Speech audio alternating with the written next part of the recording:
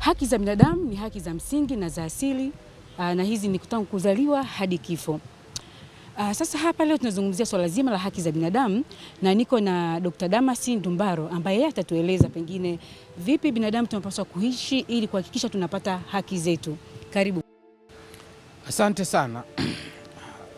Haki za binadamu ni dhana pana sana na ina historia ndefu sana, na zilikuwepo kabla ya watu ambao wanazipigania sasa kuwepo. Watu wamekuja kuzifua tu.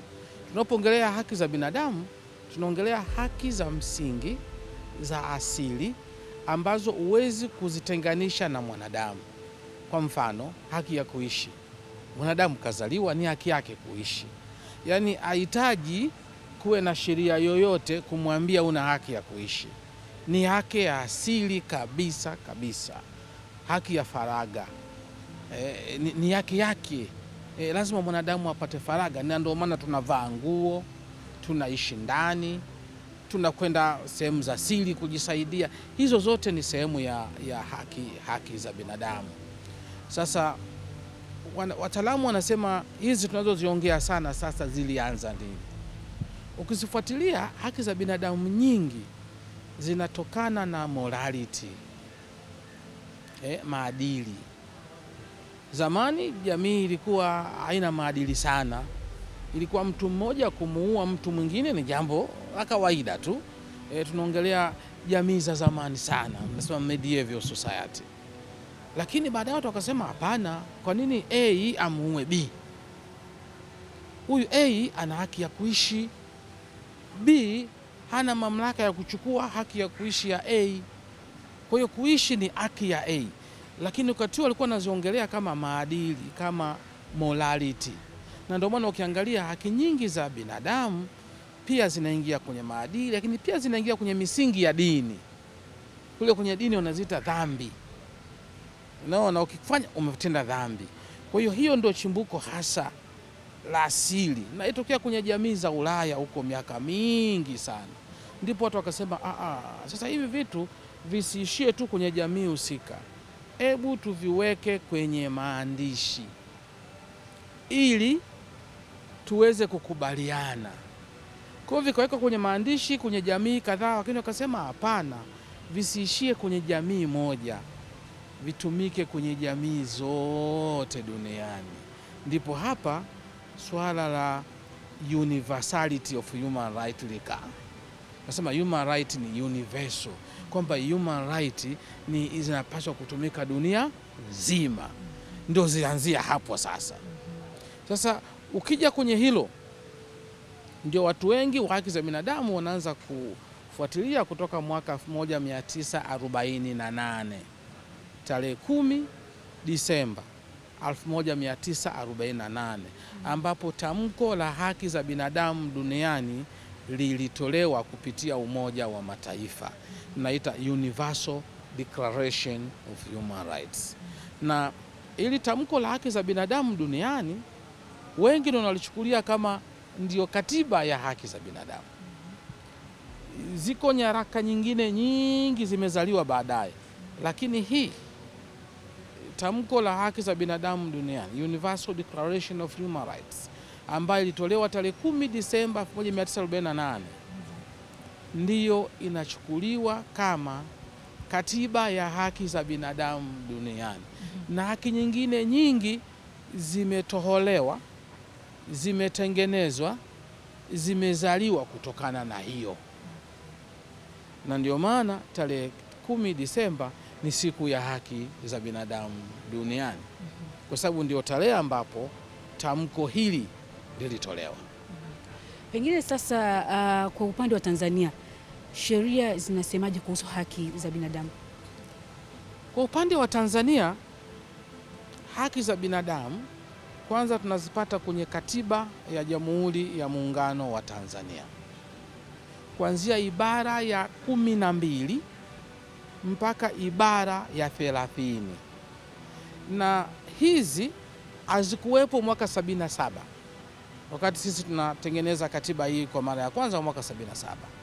Lakini ziliingizwa mwaka 1984 kupitia mabadiliko ya katiba watu wakasema kwa sababu katiba ndio msingi wetu, basi na hizi haki za binadamu za msingi hizi ziwekwe pale. Ndio maana una haki ya kuishi ipo, usawa mbele ya sheria ipo, haki ya kufanya kazi ipo, haki ya kupata kipato chako ipo, haki ya kushiriki shughuli za kisiasa zipo. Lakini pamoja na hizo haki kutajwa mle ndani kwenye Katiba ya Jamhuri ya Muungano wa Tanzania, ibara ya 12 mpaka 30, pale imeelezewa haki na wajibu. Kwa upande mmoja kuna haki, upande mwingine kuna wajibu. Kwa sababu unaweza usitekeleze wajibu wako na ukaenda kuvuruga haki ya binadamu ya mtu mwingine. Kwa hiyo tunaanza na katiba, lakini sio katiba tu. Ukitoka kwenye katiba sasa, kuna sheria nyingine mbali zinatekeleza haki za binadamu. Kwa mfano, katiba inatoa haki ya kuishi, ibara ya 12. Ukienda kwenye sheria ya kanuni ya adhabu, inamkataza mtu asimuue mwingine. Kwa kumbe sheria ile sasa inalinda haki za binadamu. Katiba inasema watu wapate haki ya elimu. Ukienda kwenye sheria ya elimu, inatoa kwa namna gani hiyo haki ya elimu itatekelezwa. Katiba inasema kuna haki ya kushiriki kwenye shughuli za kisiasa. Ukienda kwenye sheria ya vyama vya siasa, sheria za uchaguzi na sheria za bunge, hapa zinaelezea kwa namna gani hiyo haki yako ya kisiasa inashughulikiwa. Katiba inasema una haki ya afya. Afya nayo ni haki, lakini kuna sheria zimetungwa nyingi kuhakikisha kwa namna gani unaweza ukaifurahia hayo haki ya afya.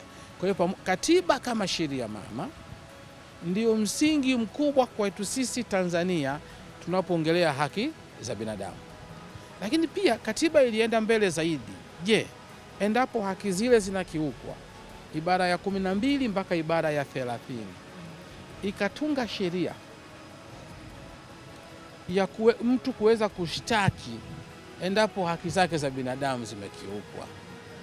Kwa hiyo inakuelekeza endapo haki zako za binadamu zimekiukwa unawezaje kufanya? Basic Rights and Duties Enforcement Act. Hiyo ndio inakupelekea wewe uende mahakamani, ufungue shauri la kikatiba. Wanakaa waheshimiwa majaji watatu pale ili kusema kwamba haki yako fulani uliopewa kwa mujibu wa katiba imekiukwa. Unakumbuka marehemu Mtikila amefungua kesi nyingi sana za haki za binadamu, hasa kwenye masuala ya kisiasa. Lakini unakumbuka pia hata kuna watu walikwenda kuchallenge sheria ya ndoa kwa kutumia katiba hiyo hiyo, kwamba hapa kuna haki imefanya nini, inakiukwa.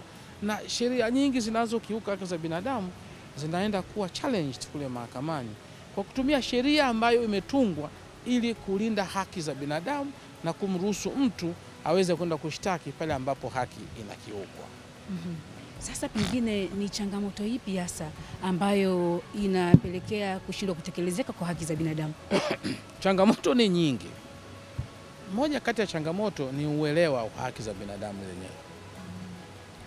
Na hii uelewa sio tu wananchi wa kawaida, hata kuna sisi wanasheria bado hatuzielewi. Na kwa nini? Haki za binadamu kama nilivyosema ni jambo pana sana. Kuna vizazi na vizazi vya haki za binadamu. Yaani haki za binadamu zinabadilika kila siku. Kwa hiyo kuzielewa nako zinakuwa ngumu. Kwa mfano, kizazi cha kwanza kiwa kinaongelea haki za kisiasa na kiraia. Za kiraia na kisiasa. Civil and political rights. Na ndio maana mwaka 1966 dunia ilikuja na International Covenant on Civil and Political Rights. Mkataba wa kimataifa wa haki za kiraia na za kisiasa wa mwaka 1966. Hiko ndio kizazi cha kwanza. Lakini baadaye wakasema tusishie kwenye siasa tu, mbona haki ziko nyingi? Tukapata kizazi kingine kinachohusu haki za kijamii na za kiuchumi, economic and social rights. Sasa hapa ndio papana sana. Wengi mpaka leo tunaongelea kizazi cha kwanza, lakini sasa hizi zimefika mpaka kizazi cha 4. Hiki kizazi kinachoongelea social and economic rights ndio hatukijui. Tunaposema watu wazijua haki za binadamu, hatukijui hizi. Kwa mfano, haki ya kupata jina. Wewe unaitwa Zaituni, unajua tu unaitwa Zaituni, mimi naitwa Damas. Yaani kwenye haki za binadamu kuwa na jina ni haki yako. Hiyo ndo social rights. Si unaona? Haki ya kuwa na familia. Ndio maana mtu asiyokuwa na familia anabidi alelewe. Kwa wenzetu wazungu wanasema foster family. Huku unapata adoption, au kama mtoto mdogo aende kwenye yatima. Ile sio kwamba tunafanya tu, ndo haki za binadamu, lakini wengine hawajui. Ndio maana nasema uelewa hapa ni shida sana. Kwenda kupata huduma ya afya, elimu, ajira, kulipwa stahiki, kutembea kwenye barabara nzuri, hizo ni haki za binadamu, haki za kijamii na kiuchumi. Kwa hiyo changamoto kubwa ni uelewa wa hizi haki za binadamu. Wengi sana tunatumia nguvu kweli kuzisema zile za kiraia na za kisiasa. Kwa nini? Mara nyingi hizi inaonekana ni mapambano dhidi ya serikali au mamlaka fulani, wakati hizi nyingine zinatuhusu sisi kwenye familia. Haki ya mtoto kumpa jina, haki ya mtoto kumsomesha, haki ya mtoto kumtibu, kuto kumnyanyasa mtoto, nazo ni haki za binadamu. Ila kwa sababu tunahusika sisi kwenye familia, saa nyingine labda hatupendi sana kuzisukuma, nataka tuzisukume zile ambazo zinakwenda kinyume cha serikali. Kwa hiyo elimu, elimu, elimu, uelewa, uelewa, uelewa. Hiyo ni changamoto kubwa sana. Changamoto ya pili sasa ni kuwa na mifumo rafiki ya kisheria ya kuweza kuzisukuma hizi haki za binadamu. Kwa mfano nikwambie, Mheshimiwa Rais aliandaa kampeni inaitwa Mama Samia Legal Aid Campaign. Ile kampeni, yani kampeni yote ile kwa ujumla wake ni haki za binadamu, ni utekelezaji wa haki za binadamu. Mosi, inatoa elimu kwa wananchi, lakini pili, wale wananchi ambao haki yao imefinyangwa, haki yao imekanyagwa, wanapata usaidizi wa kupata ile haki ya binadamu. Sasa unaona, sasa kampeni kama hile ndio inakuja kutibu matatizo hayo mawili: moja, elimu; pili, utekelezaji wake. Kuna mwingine anajua kabisa, mimi hapa haki yangu ya kumiliki mali hapa imedhulumiwa. Mimi nina shamba hili ni la kwangu, na katika katiba mle tunasema mtu ana haki ya kumiliki mali pasipo kunyanyaswa, lakini mtu kajanganywa shamba lake, huo ni ukiukwaji wa haki za binadamu. Sasa kwenda kumsaidia yule apate ni muhimu sana. Kwanza elimu, pili apate. Kwa changamoto ziko nyingi, kubwa ni hizo mbili: moja, elimu; pili, ile mifumo mingi ni ya kimahakama, mifumo mingi ni ya kisheria. Tuna tume ya haki za binadamu na utawala bora, wengi hawaijui. Sasa pale ni mwananchi wa kawaida anaweza akaenda akalalamika jambo lake na akapata usaidizi kwenye swala zima la haki za binadamu. Pengine sasa mwanasheria Dr. Damas Ndumbaro, pengine umweleze anayekutazama hivi sasa nini sasa anapaswa kufanya ili kuhakikisha anapata haki zake. Mimi ni waombe wananchi, sasa hivi dunia ina utandawazi, tunaweza kutumia simu za mikononi hizi kupata taarifa nyingi. Tutumie simu hizi kujifunza masuala ya haki za binadamu.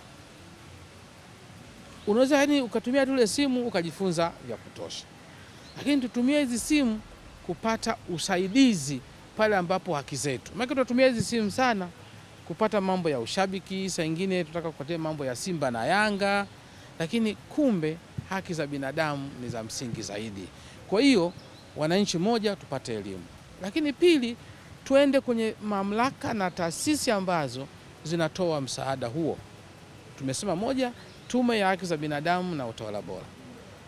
kazi yake ni hiyo, ndio maana nasema haki za binadamu. Lakini la pili, twende kwenye asasi za kiraia ambazo zinashughulika na masuala ya haki za binadamu kama haki ya ardhi, haki za binadamu, ile Legal Human Rights Center, kituo cha sheria na haki za binadamu, kuna Taula, kuna Tanganyika Law Society. Wote hao ni taasisi ambazo baadhi zinashughulika na masuala ya haki za binadamu. Lakini tutumie Mama Samia Legal Aid Campaign. Unaposikia napita kwenye eneo lako, ujue kwamba utapata elimu, utapata usaidizi kwenye changamoto ya haki za binadamu inayokukabili. Pengine wewe umekuwa waziri wa sheria na umeshiriki sana kwenye hiyo msaada wa Samia. Pengine ni ishu gani hasa kubwa ya haki za binadamu ambayo umekutana nayo ukasema hii ni ngumu sana? Moja kati ya maeneo ambapo haki za binadamu zinafinyangwa sana ni haki ya kumiliki mali, na hapa naongelea haki ya kumiliki ardhi.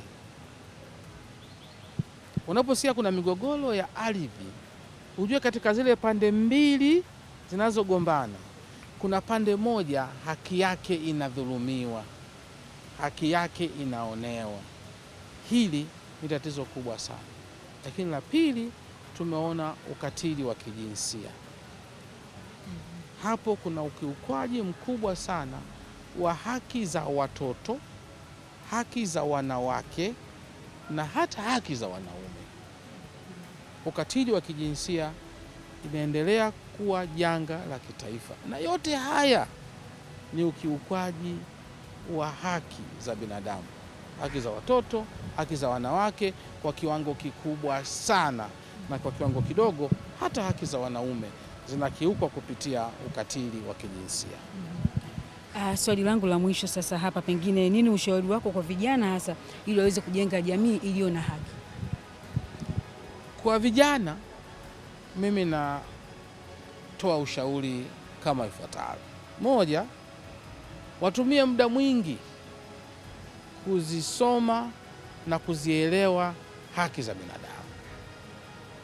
Hiyo ni muhimu sana, kwa sababu uelewa ndio kila kitu. Wao ni vijana sasa, lakini ndio viongozi wetu sasa na kesho. Lakini la pili, wajue, na ili hasa kwa vijana, haki ya binadamu inapokiukwa, tuna mifumo ya utatuzi wa haki za binadamu. Kwa sababu sasa hivi kumekuwa na tabia, haki za binadamu zikikiukwa, watu wanaingia mtaani kuandamana. Unavyoandamana unavunja haki za watu wengine. Kwa mfano, unaandamana barabarani, kuna watu wana haki ya kuitumia ile barabara, wanakosa. Wenye biashara wanaogopa, wanafunga. Kuna watu wana haki ya kupata huduma, wanakosa. Unaandamana, unakwenda kufanya fujo. Kuna watu hahusiki chochote, wanaenda kuchoma duka lake na kumibia vitu vyake. Kwa hiyo kwa kizazi cha sasa tuna mifumo mizuri ya utatuzi wa haki za binadamu katika nchi yetu. Tuitumie hiyo kupitia asasi za kiraia, tume za haki za binadamu na utawala bora, Mama Samia Legal Aid Campaign na mahakama. Mifumo iko mizuri ya kuhakikisha pale ambapo haki inakiukwa, usisubiri ili ujenge hasira. Hapana, tutumie mifumo hii ili tuhakikishe kwamba changamoto zinazohusu haki za binadamu zinatatuliwa kwa wakati na haraka iwezekanavyo. Pengine sasa kipi ambacho unatamani kumwambia anayekutazama hivi sasa? Kwangu mimi ni kwamba haki za binadamu ndio msingi wa amani, utulivu na maendeleo ya nchi yetu. Tuzilinde haki za binadamu, tuzitetee haki za binadamu kwa upana wake, ili nchi yetu iende kuwa na amani na endelee kupata maendeleo. Mtazamaji wa Maelezo TV, umemsikia Dr. Damas Ndumbaro ambaye ni mwanasheria mkongwe wa muda mrefu. Kikubwa ametueleza kwamba haki za binadamu ndio msingi wa maendeleo kwa taifa lolote lile. Kutoka hapa mimi sina la ziada. Kwa niaba ya Joseph Chelanga, mimi ni Zaituni Mkwama, Maelezo TV.